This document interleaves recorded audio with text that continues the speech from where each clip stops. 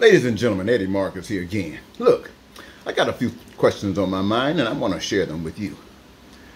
They did attack the United States of America, its people, its state capital in Washington, D.C. on January, what? The 6th. They actually did it.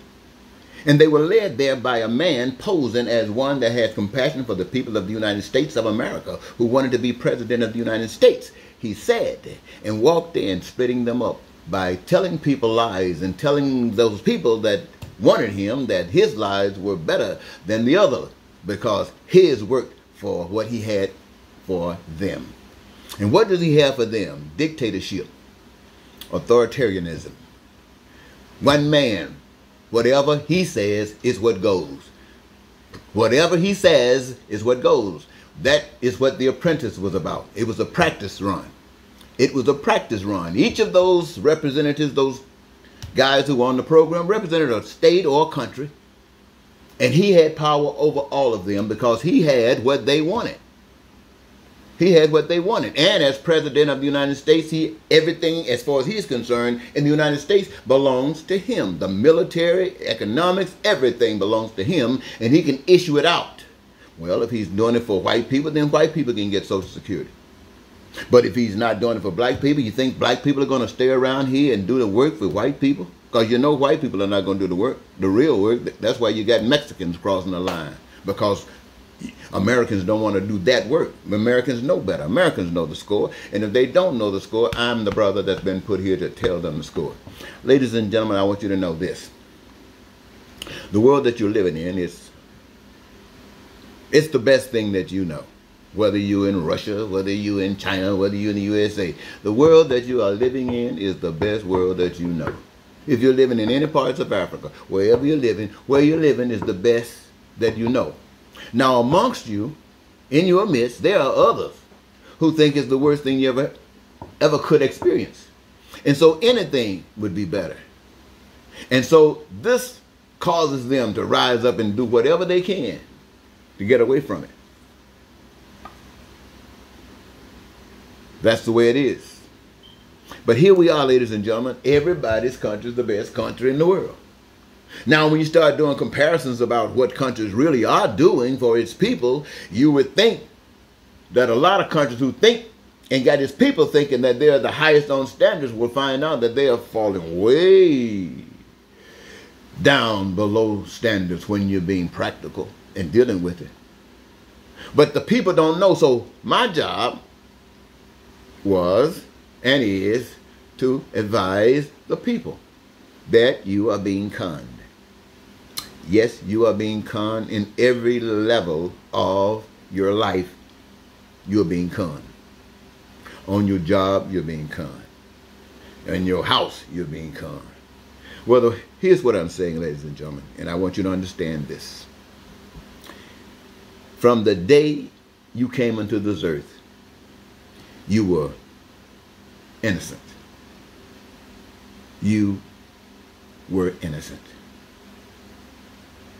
Few minutes later or earlier, you were a victim when people started telling you lies about how beautiful and wonderful you are. Now, the truth is, you are beautiful and you are wonderful. But to them, they were just saying it out of something that has nothing to do with reality. You could have been as ugly as ugly as ugly, and they would have told you, you're so beautiful. What am I saying? I'm saying that from that moment, in America, I'm speaking for America right now, from that moment until you reached your 18th birthday, you were trained in the evils of society. Everything basically going on is evil, some just worse than others. You were trained, and when you became 18 years old, they certified you and said, okay, now you are an adult, you can go out and establish your own in this evil world. But that made you open for drafting in the event a war came about, and other things. You know, it was just the way it is. We all caught up in it. Every last one of us caught up in it. Nobody escaped it. Nobody escapes it. and going to church on Sunday. Let me tell you something about church, ladies and gentlemen. God is real. God is real. I don't want you or anybody, wherever you are, thinking that the book that you got on scriptures talking about God is legit. There is no way they would let you, allow you to have a book that is legit. There is no way you could ever. Oh my God. Ladies and gentlemen, I might have to cut this a little short. Is anybody coming in? Just you? Okay. Okay, ladies and gentlemen, I'll continue. There is no way they would allow you to have a book that's legit. Look, when people express their own philosophies that brings you to a closer understanding of the truth, they burn those books up. Now, you think they're going to allow you to have a book that's better than all of those books, got more truth in it than all of those books that they burned up? They're going to let you have a book that great? Come on. They want to be selling you a bridge and it'll be in Mississippi in a few minutes. Nah, baby. But you know what? You speak English because you were trained in English. You accept Christianity and all of the books of the Bible because you were trained in Christianity and all of the books of the Bible. You talking about you believe, your belief ain't real. It's programmed. And for those of you who just say you born again and got all that, the founders of this fake nest are just laughing at you. Now, I know you are upset at me telling you the truth like this, but I want to tell you something. The truth hurts. But it's the only thing that will liberate you. So, what am I saying? I'm saying that I wasn't always like this. Most of my life, or should I say a great part of my life, I was just like you. But something happened and I changed. I changed because I did not want to continue watching and observing pain and suffering. See, I grew up in poverty. I didn't know it was poverty. I grew up in the cotton fields, picking cotton, chopping cotton, slopping hogs, and picking the chickens, getting the eggs from the chicken, you know, grazing the cows, laying out in the open grass with the wind blowing, feeling that I was in heaven. I was young, didn't know any better. It was all right with me. And every now and then you would get a magazine and you open it up and you would see things that you wonder, where was that at? It had to be in a different world. But anyway, as I grew and got a chance to experience what you experienced, I remembered the pain and suffering that comes from those who are out there who are missing the blessings of life, those who find themselves having to do this and do that, things that they wouldn't normally do had they an opportunity. But now they find themselves in this crunch and they are willing to do whatever it is to breathe again. And so many things that they do, there have been laws that have been designed to put you in prison and put you in jail for doing this kind of stuff. In other words, what I'm saying to you, again, in a long way, is that you are abused, you are in hell. Now, let me tell you something.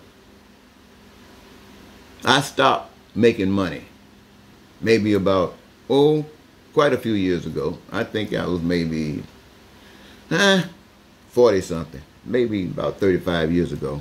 In that period of time, I probably made a few dollars washing dishes. But I stopped making money because I wanted to have the motivation.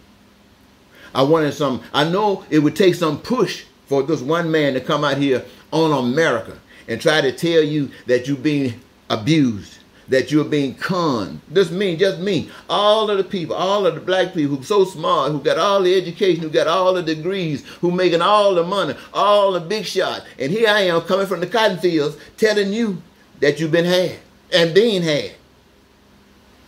And the way I wanted to make sure that I was always aware of what was happening, don't make no money.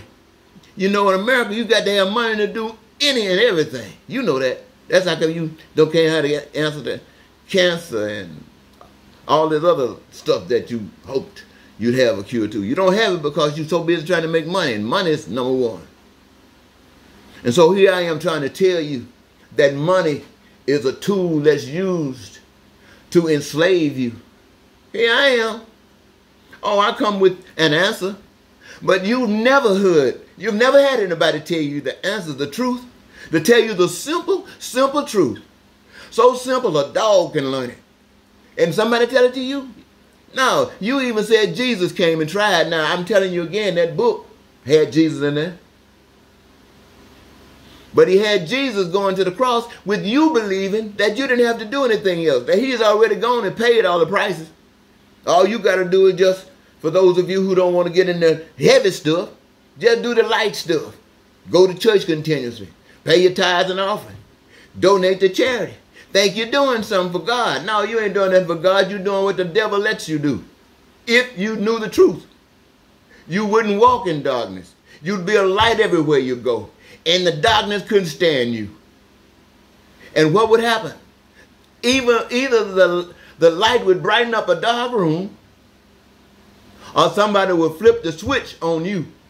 And there's nothing better than having the switch flipped on a person who's walking around and the darkness is overcoming. I didn't have any money. You know, I was thinking about the things that my wife, she works real hard. She supports the family. You know, she's got to be filled with a true God. I'm not talking about from God in a book, but she supported her family from the day she started. She's never given up. She might have got angry a couple of times. People get angry, but nothing caused her to change her step, to change her walk. She's just as committed to what she does as I am committed to what I do. And it appears that what I'm doing working against her. Because if I was doing the same thing she was doing, I could be able to fix my house without it just watching it fall apart right around me. I'd be able to fix my car rather than just having it jacked up in the yard. I'd be able to do those things. But at being able to do those things, yeah, I'd be able to send my kids to college. If I was doing like that. But if I did those things, I couldn't come before you and tell you the truth. Because how can I tell you the truth when I'm walking in darkness as a way of life?